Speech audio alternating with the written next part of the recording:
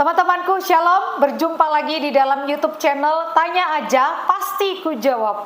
Berikut ini kita akan menyaksikan sebuah kesaksian dari saudari kita. Bagaimana dia merasa bahwa dahulu dia salah kaprah tentang kekristenan. Tetapi puji Tuhan, kemudian dia jatuh cinta dengan Tuhan Yesus dan ajarannya. Seperti apa kisahnya? Saksikan video ini dari awal sampai habis dan semoga memberikan pencerahan ya.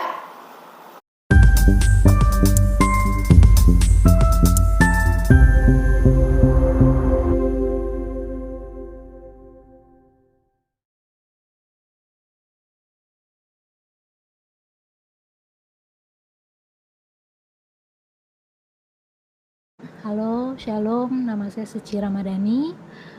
Mungkin saudara dari nama saya, saudara sudah tahu asal-usul saya. Saya kecil itu, dari kecil sudah dididik secara Islam, taat.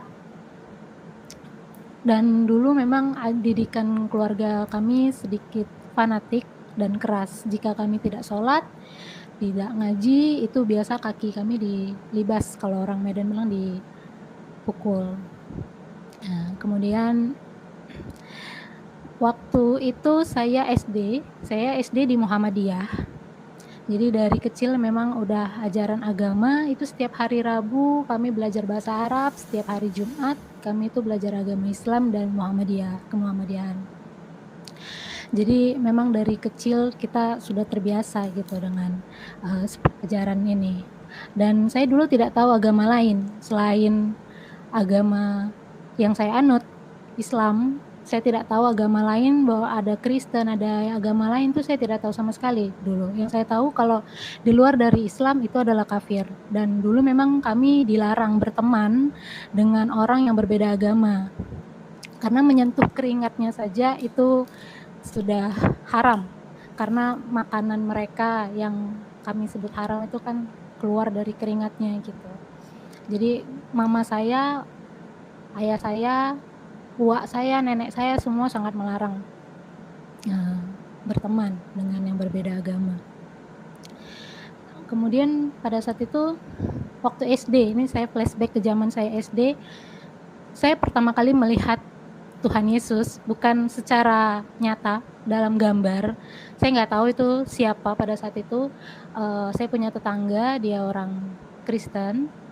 Saya tidak tahu tadinya agama mereka apa, tapi yang saya lihat setiap hari Minggu, ketika saya sarapan di depan pintu rumah, saya selalu sarapan di depan pintu rumah karena memang dilarang keluar. Saya lihat mereka setiap hari Minggu tuh pakai gaun, pakai sepatu, jalan. Saya tanya mereka kemana, sekolah Minggu. Saya pikir dulu itu adalah sekolah Minggu itu hari Minggu sekolah seperti biasa gitu, cuman baju yang berbeda. Saya nggak begitu ngeh. Suatu hari siang, tanpa sepengetahuan mama saya, tanpa sepengetahuan orang tua saya pergi ke rumah mereka. Niat hati itu ya bermain, namanya anak-anak SD ya, meskipun tidak mau bersentuhan, tidak mau terlalu dekat, hanya bermain aja. Di situ saya lihat suatu foto Tuhan Yesus lagi pegang domba, lagi menggendong domba. Pada saat itu saya tidak tahu itu domba, yang saya tahu itu kambing dengan tongkatnya. Terus saya tanya, saya liatin lama banget, saya liatin secara detail dari ujung rambut sampai tangannya, sampai semua yang ada di foto itu di belakang latarnya itu. Saya liatin semua satu persatu. Saya bingung, ini siapa? Kok bule? Kok seperti bule ya gitu, kayak orang luar. Saya pikirannya gitu aja. Saya pikir keluarganya teman saya. Tapi kok teman saya ini bukan orang bule, kok dia punya foto orang bule, gitu aja saya pikir waktu itu. Terus saya tanya sama dia, ini siapa? Dia bilang, ini Tuhan kami, katanya. Saya diam sejenak, saya berpikir Tuhannya kok manusia. Terus dari situ saya bilang, Tuhan kalian kok jaga kambing, Tuhan kalian tukang kambing. Saya bilang begitu. Dan muncullah semua ejekan-ejekan saya ke orang-orang yang beragama Kristen gitu, bahwa Tuhan mereka itu penjaga kambing. Dengan bangganya saya bilang gitu. Pada saat itu saya nggak mengerti sama sekali. Kemudian suatu hari, saya ingat banget itu sebelum Natal, waktu SD itu, saya waktu itu belum tahu sama sekali itu Natal atau apa. Yang penting saya ingat teman saya itu bilang, saya duduk di depan rumah lagi sarapan, mereka di seberang jalannya karena gang jadi nggak terlalu lebar. Dia cerita kalau dia tuh mau minta sama Tuhan sepatu katanya. sepatu untuk Natal. Terus saya sebelumnya itu pernah lihat Tuhan Yesus itu disalib dengan keadaan tidak berbusana, hanya memakai kain selai, celana ya. Jadi timbul lagi hinaan lagi dari saya gitu, bahwa orang yang berbeda dari agama saya, bagi saya itu kafir. Karena memang ajaran saya kafir, dan mereka itu nantinya di neraka itu jadi kayu api. Jadi yang ini kayu bakarnya begitu, dan mereka tidak ditempatkan di surga gitu. Bahkan di neraka pun mereka dijadikan kayu bakar, kalau kata guru ngaji saya begitu gitu. Saya tidak tahu sama sekali itu tentang Tuhan Yesus, tidak tahu sebutannya. Saya tahu hanya Tuhannya orang Kristen. Nah, terus saya bilang sama dia begini, gimana Tuhan kamu bisa kasih kamu sepatu kalau Tuhan kamu saja tidak berbusana, tidak pakai baju, saya bilang begitu. Bahkan lebih kasar dari itu kata-kata saya masih ingat sama sekali kata-kata saya waktu SD, karena itu yang terus-terus saya ulang-ulangin kepada mereka.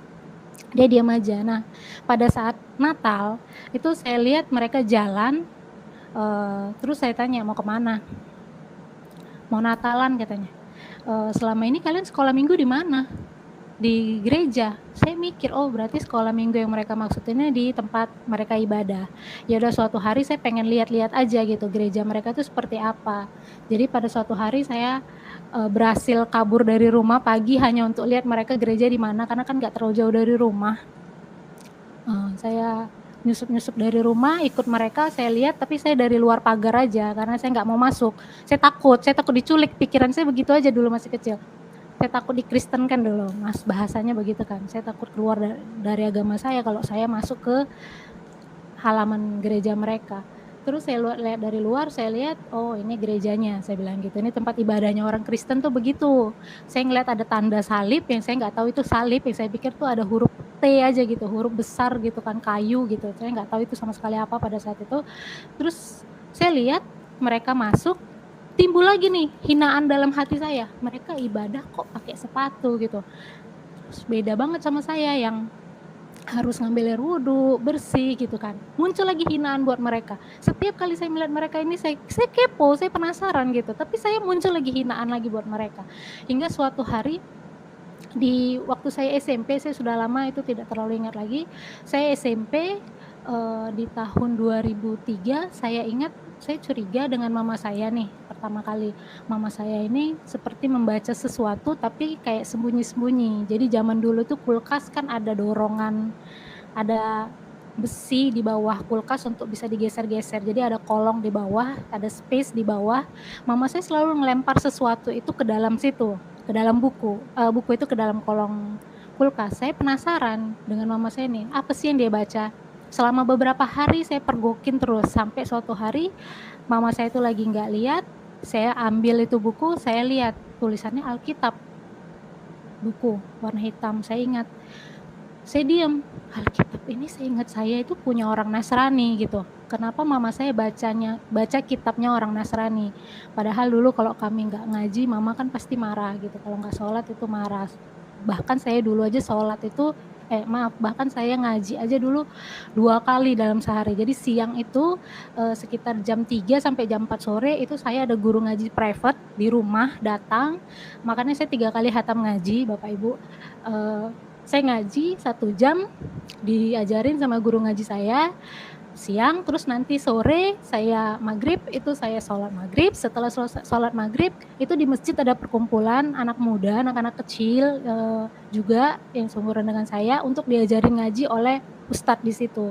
Jadi saya 2 kali ngaji, 2 kali saya mendalami Al-Quran dalam 1 hari, dan saya senang gitu. Dan masih kecil pun saya itu selalu bermimpi selalu pengen punya impian. Saya punya impian kuat banget, saya akan bertemu dengan Nabi Muhammad. Bahkan dulu saya masih kecil udah beli buku-buku tentang surga dan neraka versi Islam itu seperti apa. Terus ada doa-doa, mungkin sampai sekarang masih ada ya buku doa-doa, kumpulan doa-doa. Misalnya salah satunya adalah doa untuk bertemu dengan Nabi Muhammad, dan itu diucapkan 100 kali dengan puasa gitu. Bahkan masih kecil pun saya sudah puasa, memang puasa anak-anak kecil ya. Saking saya pengen mengenal tuh Nabi Muhammad seperti apa, Allah itu seperti apa, penasaran. Saya masih kecil aja rasa penasaran saya sudah besar, saking cintanya saya pada agama saya dan saya sangat mencintai nabi saya pada saat itu. Saya sangat-sangat penasaran wajahnya seperti apa, begitu aja. Nah, saya lakukan itu. Dulu saya sering temenin ayah saya ngaji dari jam 12 malam sampai jam 5 subuh. Saya tanya sampai saya ketiduran gitu di sarungnya, di pangkuannya, kadang saya tanya sama dia, "Ya, bentukan Nabi Muhammad seperti apa?" Dia bilang. Saya udah baca ini tapi belum ada sama sekali ditemuin. Saya udah baca ini, saya bilang gitu. Udah baca terus tiap hari, udah semingguan, saya bilang gitu. Terus saya bilang, ya udah terus aja, terus berdoa, kata ayah saya. Saya udah, Dedek juga udah puasa, saya bilang gitu, gini ya puasa anak-anak kan. Terus ya nggak apa-apa, dilanjutin aja nanti bisa ketemu, kata ayah saya gitu. Terus suatu hari saya kan memang setiap pulang sekolah itu selalu mampir ke tempat nenek saya. Nenek saya itu tantenya ayah saya gitu, tempat nenek. Dan nenek itu rumahnya itu setiap saya pulang sekolah zaman SD itu pasti lewat. Jadi saya harus mampir ke sana. Mereka itu tidak peduli dengan nilai matematika saya, dengan nilai PPKN, nilai apapun tidak, mereka nggak peduli. Yang mereka lihat adalah setiap hari Rabu, Jumat itu bagaimana nilai bahasa Arab saya, bagaimana nilai Muhammadiyah saya, bagaimana nilai agama Islam saya, itu saja. Nah, suatu hari saya tanya sama nenek saya ingat banget itu di teras, sebelum saya pulang ke rumah saya tanya, "Nek, Allah itu bentuknya seperti apa?" Terus dia bilang, "Kamu dosa kalau nanya Allah itu seperti apa." Dia bilang, "Allah itu zat," dia bilang gitu. "Dia tidak berbentuk," dia bilang begitu. "Dan kamu berdosa kalau kamu tanya dia laki-laki atau perempuan." Saya ingat sekali nenek saya bilang. Terus saya tanya, "Nabi Muhammad seperti apa?" Dia bilang Nabi Muhammad itu wajahnya bersinar, tidak bisa kelihatan. Dia bilang begitu. Tapi rasa penasaran saya makin tinggi gitu. Jadi kalau suatu hari saya bertemu Nabi Muhammad itu gimana ya rasanya gitu loh. Sangat-sangat excited banget kan. Nah, terus waktu itulah saya kembali lagi ke waktu saya SMP, kelas 3 itu saya lihat mama saya itu sembunyikan sesuatu yang saya tahu itu ternyata Alkitab. Di situ saya hancur hati saya mau marah tapi nggak bisa karena saya takut juga sama mama saya ya. Kebetulan saya takut, jadi saya nggak tahu saya mau apa. Jadi saya diemin aja mama saya gitu. Tapi dalam hati itu bergelut gitu dalam hati saya, kenapa mama saya jadi murtad, mama saya murtad dan saya malu karena mama saya murtad. Itu aja yang dalam hati saya gitu kan. Padahal impian saya itu pengen mama saya berangkat haji, saya jadi haja juga, mama saya jadi haja, ya saya jadi haji gitu. Saya udah impiannya udah begitu dari kecil gitu. Rasanya sakit banget, hati saya hancur tadinya gitu. Nah, itu hampir 1 tahun lah, dari kelas 2 akhir sampai kelas 3 lah itu. Hancur hati saya ngeliat mama saya gitu. Sampai suatu hari saya dimimpikan gitu. Dimimpikan, saya masih SMP, saya dimimpikan, saya tuh tiba-tiba kayak di padang rumput, cantik banget, warna hijau, teduh, saya di bawah pohon, seperti pohon beringin besar, tapi nggak ada siapa-siapa, nggak ada orang sama sekali, cuma saya sendirian. Terus di depan saya itu ada seperti danau atau sungai, saya tidak tahu, sepertinya itu danau luas, besar, tapi saya nggak ketakutan meskipun saya sendirian gitu. Yang saya rasakan adalah tenang aja, tenang, seperti saya senang di situ, saya senang, tapi saya nggak kemana-mana, saya hanya di bawah pohon itu, saya posisi lagi terlentang, terus saya duduk, saya diam, saya celinguk kanan kiri, tapi saya nggak kemana-mana, saya hanya diam aja di situ, sampai ada suara anakku, saya dengar, saya mikir gitu, ini suara siapa gitu, saya lihat kanan kiri belakang sampai kejauhan pun nggak ada, saya lihat ke atas pohon nggak ada, saya lihat di balik pohon juga nggak ada, saya masih di bawah pohon itu aja, saya nggak kemana-mana, saya diam, terus dipanggil lagi kedua kali, anakku, katanya. Di situ kayaknya saya tenang waktu dipanggil anakku gitu, saya nggak tahu itu suara dari mana tadinya. Terus dia bilang, aku akan membaringkan engkau di padang rumput yang hijau, aku akan membimbing engkau ke air yang tenang. Itu aja bahasanya. Sampai saya sadar, saya ingat-ingat apa yang saya lihat, saya ingat-ingat apa yang saya dengar. Karena dulu SMP dari kelas 1 sampai kelas 3 saya di kelas unggulan, di mana satu kelas itu isinya muslim semua. Jadi waktu itu saya tanya sama teman saya mimpi ini, saya bilang. Terus dia bilang, itu sepertinya Nabi Muhammad, dia bilang. Saya bilang itu sepertinya Nabi Muhammad. Terus teman saya yang satu lagi yang dengar, dia bilang, nggak mungkin gitu, Nabi Muhammad nemuin kamu, karena nggak sembarang orang bisa ketemu. Saya diem, saya agak, jadi yang temuin saya siapa gitu, karena saking pengennya saya dari dulu ketemu kan.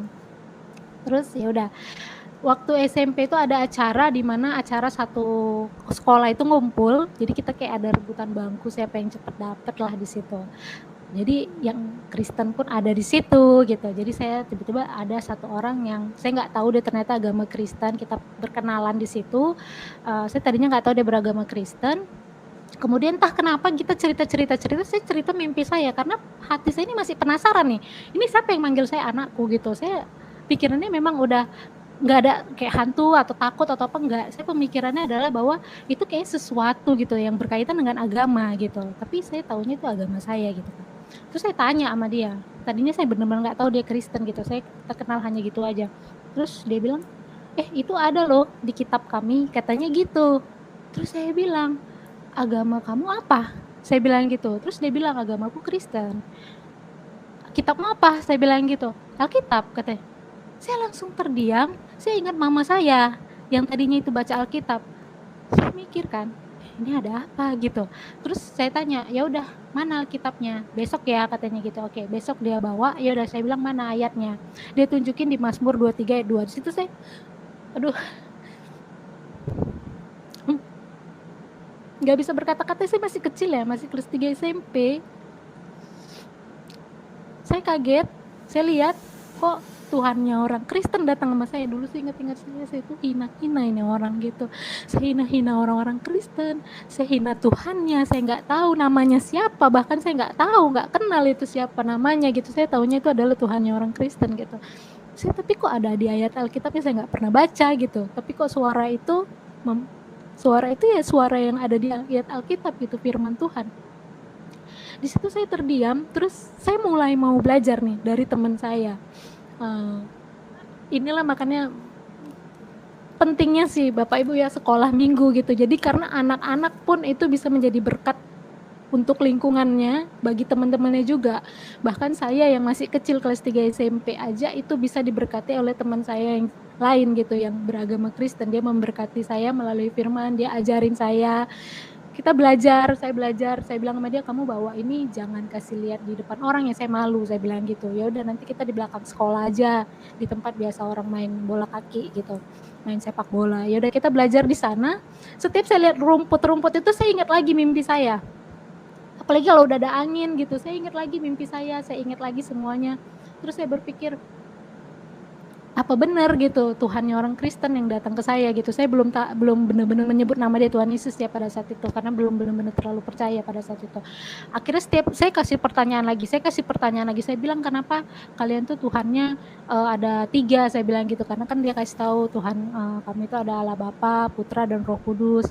Saya bilang, kenapa kalian kok ada 3? Iya itu 3 dalam 1. Dia kasih tahu, dia kasih penjelasan segala macam. Setiap kalau saya kasih pertanyaan yang dia tidak bisa jawab, dia pasti bilang sama saya, tunggu ya sampai hari Minggu, aku nanti sekolah Minggu, nanti hari Senin hari Minggu aku tanya dulu sama guru sekolah Minggu aku, nanti hari Senin aku kasih kamu jawabannya. Se-excited itu saya pengen tahu tentang agama Kristen. Pada saat itu saya hanya ingin penasaran aja, karena kok mimpi saya ada di ayat Alkitab mereka. Terus saya tanya, Tuhan Yesus itu seperti apa? Saya tanya semua, sampai ke Sinterklas pun saya tanya. Dia bilang itu Sinterklas itu tidak ada, itu hanya ini saja, dongeng saja, hanya ini saja. Karena saya pikir itu ya Sinterklas itu juga jin-jinnya orang Kristen gitu. Saya mikirnya begitu. Nah suatu saat saya bilang sama mama saya, Mas saya udah mulai mau percaya gitu. Karena pada saat itu ada orang bule datang ke rumah, saya nggak tahu itu siapa. Saya sama sekali nggak ada ngomong sama siapapun, cuman ke teman saya yang satu orang ini, yang dia bawa kitab perjanjian baru. Yang saya ingat itu perjanjian baru warna putih. Dia nggak bawa Alkitab yang ada perjanjian lamanya yang besar pada saat itu. Yang saya ingat adalah perjanjian baru. Itu aja yang saya pegang. Dia kasih, udah nih kamu pakai dulu aja. Itu aja saya baca-baca gitu tentang Yesus. Saya nggak tahu bahkan kalau ada perjanjian lama, saya sama sekali nggak tahu. Terus suatu hari itu waktu itu bulan puasa, ya saya ingat tuh bulan puasa, datang orang bule perempuan. Dia tanya, di sini ada yang namanya Suci Ramadhani mau terima Yesus ya. Saya diam, saya takut. Pertama saya takut mama saya takut ayah saya malu juga sebenarnya. Saya malu orang-orang takutnya nanti ada yang lihat gitu. Ya udah kita duduk. Terus saya bilang mama saya, "Iya Ma, aku udah mulai belajar gitu pada saat itu." Nah, disitulah mama saya mulai tahu kalau saya mulai belajar gitu tentang agama Kristen. Dia kaget, terus dia bilang, "Ya Mama juga." Dalam hati saya juga, "Ya Ma, saya udah tahu kalau Mama memang udah mulai belajar." Saya pergok Mama baca Alkitab gitu loh, tapi saya nggak ngomong pada saat itu kan. Ya udah, akhirnya entah gimana saya juga nggak ngerti, pokoknya hilang gitu aja. Ini si ibu-ibu yang bule ini ya, yang perempuan ini nggak kelihatan lagi pas perginya kapan, padahal kami maksudnya kan mau mengantar dia gitu, tapi kayak udah nggak kelihatan gitu, tapi udah nggak kepikiran kita, mungkin dia pulang gitu ya, mungkin dia pergi, memang dia udah bilang kalau permisi gitu kan, permisi, nanti suatu hari kita akan kembali lagi, kita ketemu lagi, dia bilang begitu aja. Jadi ya udah, saya pikir udah selesai lah si ibu-ibu yang bule ini tadi gitu. Terus mama saya peluk saya, dia kaget karena kita kan masih suasananya masih haru gitu, jadi udah nggak kepikiran yang lain, dia kaget kalau anaknya ini udah mulai percaya gitu. Kok diem-diem belajar juga, terus saya bilang, "Iya aku belajar," aku bilang, "tapi lewat teman sekolah gini. Ya udah kita cerita saling sharing, ya udah." Terus suatu hari ayah saya udah mulai tahu, mereka sering ribut ternyata di belakang, meskipun kadang nggak di depan anak-anaknya, karena mereka anak-anaknya sekolah termasuk saya juga, tapi pernah sekali waktu saya lihat ayah saya itu marah sekali depan saya. Di situ saya melihat kenapa ayah saya yang muslim begini, tapi mama saya yang Kristen kok begini gitu. Saya ngeliat kok perbedaannya, kok ayah saya jadi kayak kesetanan gitu kan. Mama saya kok kayak lebih mengampuni gitu, kok berubah banget dari yang dulu gitu. Kok beda gitu. Saya mikirnya begitu aja. Terus ya udah mama saya kirim saya ke Bekasi ke rumah temennya untuk belajar lah, pada saat itu kan libur sekolah. Ya udah saya pergi di situ, saya ngelihat banyak mujizat, banyak inilah di gereja di Jakarta. Saya juga lihat teman mama saya ini juga gereja ketemuin sama bapak ya saya Pariaji, pada saat itu saya masih kecil, terus banyak tahu tentang gereja itu, saya lihat banyak mujizat, banyak kejadian yang luar biasa gitu. Di situ saya mikir bahwa, jinnya orang Kristen ini hebat-hebat ya, berarti ini jin putih. Karena saya pikirnya kan dulu kan masih begitu, masih berkaitan dengan jin, dan karena masih berkaitan dengan ilmu-ilmu putih gitu, seperti yang saya pernah pelajarin dari agama saya sebelumnya gitu. Terus saya berpikir, wah hebat ya orang Kristen gitu, luar biasa kasih mujizatnya gitu.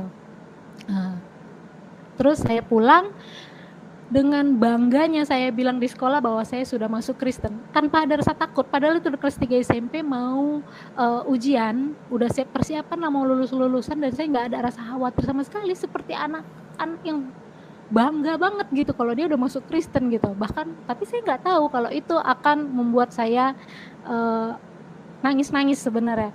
Saya nggak tahu sama sekali. Jadi saya masih seperti orang-orang udah pada tahu saya masuk Kristen. Saya masuk ke kelas saya, yang saya bilang tadi itu kelas unggulan tuh satu muslim semua. Saya duduk seperti biasa, seperti tidak apa-apa. Saya tidak tahu kalau saya akan dipindahkan kelas atau apa gitu. Saya mikirnya masih biasa aja gitu. Datang guru wali kelas saya datang. Saya masih ingat kata-katanya. Bapak itu bilang, "Suci," dia dari ujung ke ujung saya itu ngomong, "Suci, kenapa kamu masih di sini? Kamu kan udah murtad," katanya gitu. Terus saya tanya, "Saya pindah kemana Pak?" "Ya nggak tahu," dia bilang begitu. Semua mata teman saya itu ke saya, bahkan sahabat saya di bangku tuh udah kayak benci banget ngeliat saya, udah kayak jijik gitu, dan semua itu kayak pada ngediamin saya, udah berubah gitu lah. Akhirnya saya keluar dengan bawa buku saya, dengan tas ransel saya keluar, tapi saya nggak ada sedih, nggak ada. Saya nggak tahu, seperti Tuhan menjaga saya, melindungi saya, menghibur saya. Bahkan di sekolah itu saya nggak ada rasa takut sama sekali. Saya turun, saya ingat banget waktu saya keluar dari kelas, ingat banget kata-kata guru saya, "Bahkan nama suci Ramadan itu tidak pantas kamu pakai," katanya begitu. Saya ingat banget. Saya tetap keluar aja, saya diam aja. Saya diam, tapi saya nggak khawatir, saya nggak takut, nggak apa. Saya duduk di tangga, saya diam, saya nangis, hanya mikirin saya ini nanti kemana, sekolahnya di mana, kelasnya yang mana. Saya mikirnya hanya itu, tapi bukan takut berarti saya ini akan diapa-apain karena Kristen, saya malu atau apa enggak. Yang tadinya saya malu belajar, tapi saya udah nggak seperti itu gitu. Nah, saya diem cukup lama di tangga itu karena posisi jam belajar masih pagi, jadi belum ada orang sama sekali. Saya juga takut bukan takut khawatir, tapi takut kalau saya datang ke ruang guru nanti mereka marahin saya atau apa. Jadi saya mikirnya itu aja gitu. Saya diem di tangga, nggak lama ada guru bahasa Inggris saya datang. Kebetulan dia beragama Kristen. Dia tanya, "Kamu sudah percaya Kristus ya?" katanya gitu. "Udah banyak tersebar satu sekolah," katanya. "Iya Pak," saya bilang gitu. "Ih puji Tuhan puji Tuhan." Terus saya tanya, "Bapak Kristen ya?" "Iya," dia bilang gitu. "Puji Tuhan, yuk yuk kita ikut ke ruang guru," dia bilang gitu. Nanti saya tanya, "Kamu pindah kemana?" Dia bilang. Ya udah, saya duduk di ruang guru, saya lihat semua mata itu tertuju kepada saya, ada mata yang sinis, ada mata yang benci, ada mata yang penuh kasih gitu, kayak senang gitu. Jadi di situ saya tahu, oh berarti ada yang benci saya, ada yang masih senang saya. Udah saya pikirannya begitu aja. Terus saya diam cukup lama, sampai jam 10 pagi itu mereka baru kasih saya tempat kelas. Dan itu kelas di mana kelas yang paling, kalau urutan kelas itu kelasan yang paling banyak anak bandelnya gitu. Di situ saya sebenarnya sedih gitu. Sedihnya itu bukan karena apa, tapi kok saya jadi di sini gitu, kok sama anak-anak yang nakal. Tapi ya udah nggak apa-apa, saya bilang gitu kan. Mungkin di sini yang dia bisa menerima orang Kristen karena memang ada 2 agama dalam satu kelas itu, ya udah. Nah, saya masuk ke situ, saya seperti biasa belajar. Waktu pelajaran agama itu kalau sekolah negeri ya, di tempat saya dulu itu dipisahkan yang Kristen itu di ujung, di kelas yang lain itu kelasnya paling hancur, paling jelek, sedangkan yang Muslim itu mereka sholat dulu di musola, setelah selesai sholat mereka kembali lagi ke kelas yang asal gitu, ke kelas kami gitu. Saya di situ nangis di kelas yang waktu pelajaran agama. Saya cuma mikir gini, kok segininya orang Kristen diperlakukan, berarti dulu saya memperlakukan orang Kristen tuh jahat banget ya, mulut saya itu kasar gitu kan, bahkan saya mencaci maki mereka, saya geli deket mereka gitu, saya taunya mereka tuh haram gitu. Ya udah, saya sedih aja gitu ngelihat perlakuannya gitu, tapi kok orang-orang Kristen ini sepertinya masih sukacita, senang-senang aja gitu, kayak nggak ada apa-apa gitu, kayak mereka tuh bahagia aja gitu, nggak merasa kayak mereka ditindas atau mereka diasingkan gitu. Di situ saya makin terharu gitu kan dengan apa yang dilakukan oleh orang Kristen. Nah, ayah saya tahu bahwa saya juga ikut Kristen, anak-anaknya ikut, dia marah.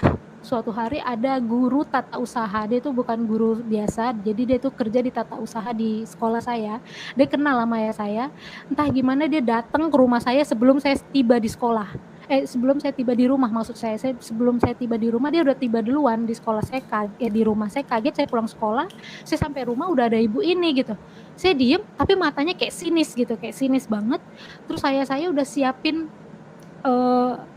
tali pinggang, terus ibu itu pulang, itu saya habis dihajar sama ayah saya. Ayah saya tidak pernah yang namanya mukul anaknya. Kalau misalnya anaknya nakal yang dia pukul dinding, bukan anaknya, dia nggak pernah mukul saya dari dulu masih kecil. Tapi ini kok dia sampai pukul saya pakai pakai tali pinggang, terus dia ngelempar saya pakai telenan tuh alas buat motong bawang, yang zaman dulu tuh telenan itu dari kayu asli yang tebelnya segini. Dia lempar kepala saya pakai ini. Puji Tuhan nggak kena. Kalau kena saya nggak tahu ya apa yang terjadi sama kepala saya. Dia bilang katanya gini, "Kamu ya udah kafir, kamu murtad, kamu ikutin orang-orang itu. Kamu tahu nggak?" Saya ingat kata-kata dia, "Orang-orang Kristen itu," katanya, "cuman ambil kalian ini yang masih gadis-gadis, nanti dinikahi sama pendeta-pendetanya." Dia bilang begitu. Saya diam, saya bilang, "Enggak, di gereja enggak kayak gitu." Saya bilang kayak gitu. Saya masih jawab, "Enggak, di gereja enggak kayak gitu." Saya bilang gitu. "Di gereja kami belajar." Saya bilang, "Aku senang," aku bilang kayak gitu. Terus dia bilang, "Gak bisa," katanya, "kamu nanti suatu hari sudah besar, kamu gak akan pernah bisa nikah. Kamu ingat ya, darahmu itu mengalir darahku. Kalau aku masih hidup sampai kapanpun, kalau aku gak mau nikahkan kamu di gereja, kamu gak akan pernah bisa nikah." Itu dia ancaman dia ke saya. Saya diam aja. Udah, terus dia bilang, "Apa? Gereja kamu pikir saya nggak tahu kamu gereja? Kamu bilang ke rumah teman hari Minggu, saya pikir saya nggak tahu." Dia bilang begitu. "Saya tahu kamu seperti apa." Dia bilang, "Kamu pergi ke gereja itu." Dia bilang begitu. "Saya pernah ikutin kamu naik angkot." Dia bilang, "Kemana kamu?" Dia bilang begitu. Saya diam aja. Terus dia bilang lagi gini, dia mencoba lagi supaya saya itu kembali ya. Dia bilang, kasih perbedaan, dia bilang, "Lihatlah orang-orang Kristen itu, pergi mereka ke gereja pakai sepatu, semua mereka injak-injak, mereka masuk ke rumah ibadah mereka. Beda sama kita harus ambil air wudhu, kita buang kentut aja kita harus ambil air wudhu lagi katanya gitu, kita buang air kecil aja kita harus air wudhu lagi, beda, lebih suci, lebih bersih katanya gitu. Kenapa kamu mengotorkan, menajiskan diri, menajis katanya begitu, najis kamu anak durhaka kamu, gitu-gitulah.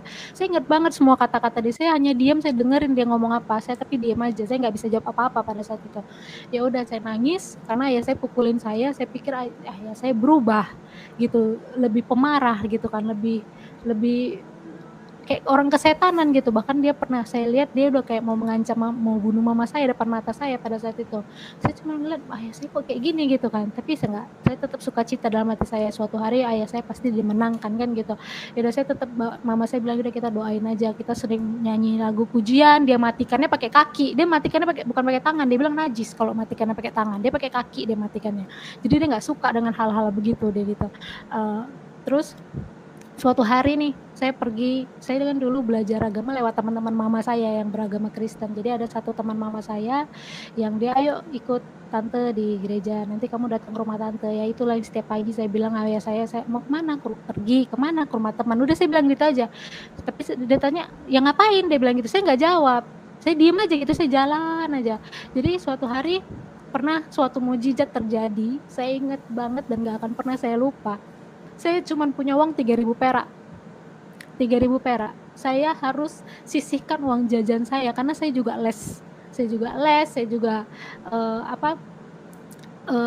mau pergi juga ibadah gitu, tapi kan gak ada uang dari ayah saya. Kalau misalnya saya dapat lebih kan pasti saya dicurigain kemana-kemana bawa uang. Jadi saya harus sisihkan, saya punya uang jajan. Jadi saya cuma punya uang 3.000. Dulu itu 1.000 perak untuk pergi naik angkot, 1.000-nya lagi kolekte, 1.000-nya lagi saya pulang. Itu aja hitungan saya. Jadi setiap hari Minggu saya harus sudah siapkan 3.000 dalam hati saya, dari uang jajan saya sisihkan. Nah suatu hari pagi-pagi saya ingat banget itu waktu saya turun angkot, saya pencet bel karena depan mau turun, saya keluarin uang 1.000, 1.000-nya lagi jatuh, lembaran 1.000-nya jatuh. Terus saya lihat itu lembarannya itu kan angkot ini kan kencang ya, lembarannya itu jatuh ke tukang beca gitu. Saya ngeliat tukang beca itu yang ngambil gitu, saya diem kan, aduh dia saya mikir berarti kalau saya kasih 1.000 ini ke angkot berarti uang saya sisa 1.000.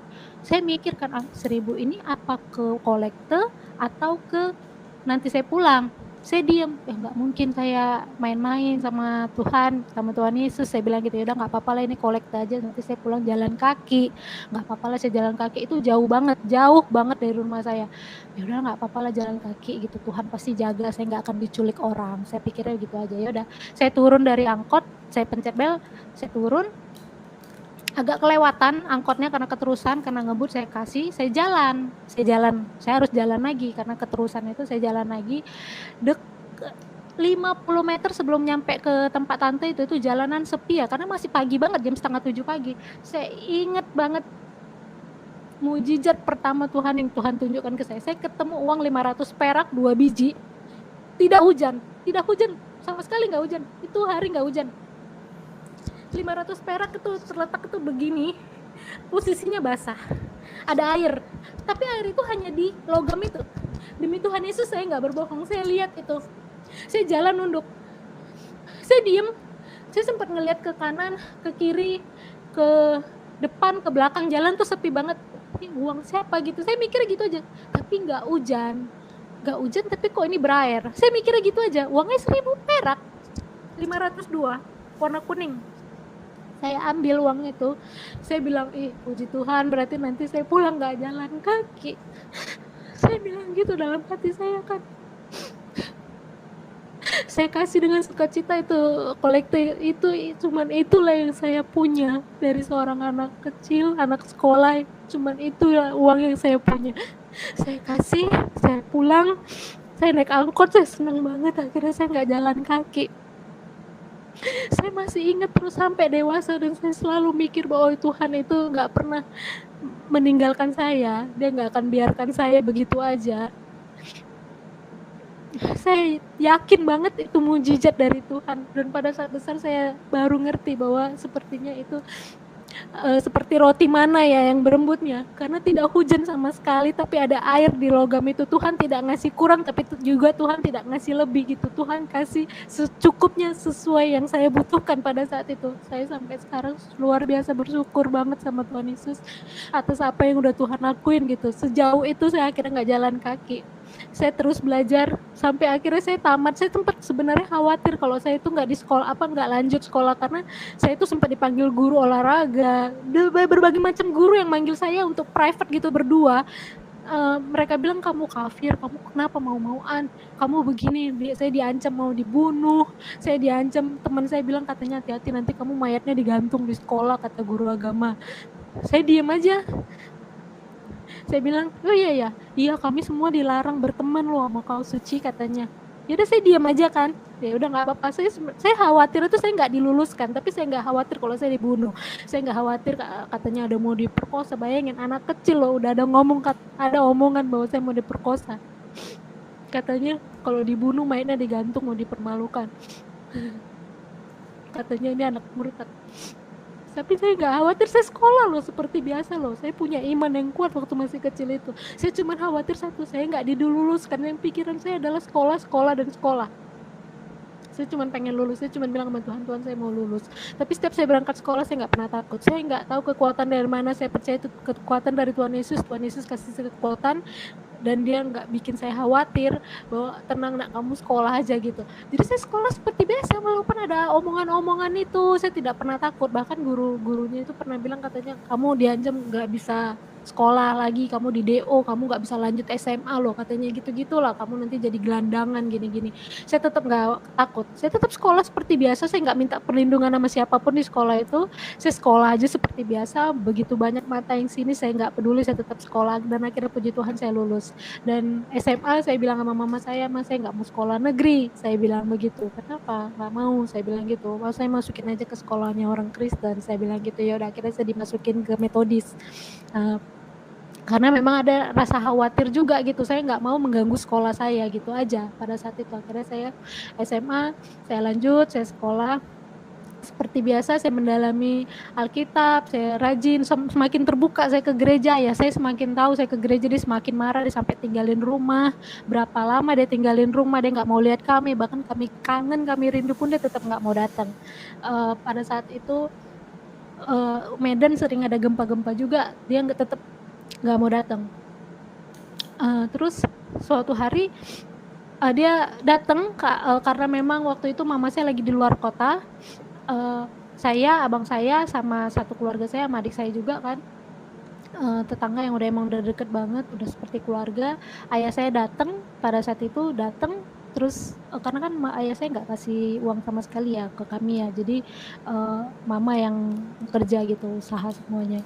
Terus ayah saya datang, di situ adik saya yang pertama kali lihat, bapak, katanya. Kalau ayah saya kan panggilnya bapak, kalau saya manggilnya ayah. Bapak, dia langsung peluk ayah saya diem, saya takut nih mau meluk nggak ya, mau peluk nggak ya gitu, karena kan dia tahu kalau saya udah Kristen gitu kan, abang saya juga udah masuk Kristen gitu. Adik saya juga sesekali sekolah minggu gitu, sampai pernah dikejar dia gitu, karena dia nggak mau anaknya Kristen semua gitu. Dia akhirnya saya datang, saya lari, ya udah dia pegang kepala saya begini, dia usap-usap, dia peluk, ya udah akhirnya dia kembali, tapi dia tetap mengeraskan hati dia, sama sekali dia nggak mau. Terus waktu itu dia lihat saya pakai baju, saya kan mau nari-nari di gereja karena mau Natalan ya, dia cuma bilang itu kan, dia masih ngehina lagi, dia bilang tuh kan baju-bajunya kayak gitu tuh ciri-ciri mau dikawinin tuh sama pendeta-pendeta. Ih, katanya begitu. Saya bilang enggak ya, di gereja tuh saya kasih tahu gini. Dia bilang enggak, katanya kayak gitu. Jangan sekali-sekali kamu berubah, dia bilang kayak gitu. Nah, nenek saya juga yang dulunya ini banget ya sama saya, sempat datang ke rumah nunjukin kekecewaannya gitu ke mama saya. Dia nahan marah. Dia mau nanya gitu ke mama saya, kenapa sih anak-anaknya jadi ikutan, kenapa si Suci ini juga ikut-ikutan begitu, sampai akhirnya dia masuk rumah sakit karena dia sakit hati banget gitu kan. Akhirnya dia nggak terima cucunya juga masuk Kristen gitu.